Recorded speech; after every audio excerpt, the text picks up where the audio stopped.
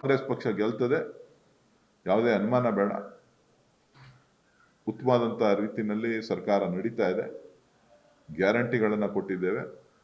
ಆ ಭಾಗಕ್ಕೆ ಅಭಿವೃದ್ಧಿ ವಿಚಾರದಲ್ಲೂ ಕೂಡ ಎಲ್ಲ ರೀತಿಯಲ್ಲೂ ಕೂಡ ಸರ್ಕಾರ ಸ್ಪಂದಿಸಿದೆ. ಸೊ ಹಾಗಾಗಿ ಯಾವುದೇ ಸಮಸ್ಯೆ ಇಲ್ಲ. ಈಗಲೂ ಇದ್ದೀನಪ್ಪ, ಈಗಲೂ ಇದ್ದೀನಿ.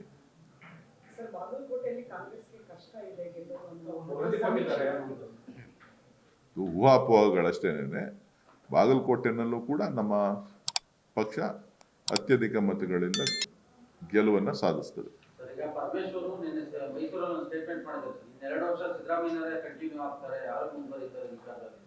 ಅವ್ರನ್ನೇ ಕೇಳ್ಬೇಕಂಗಂತ.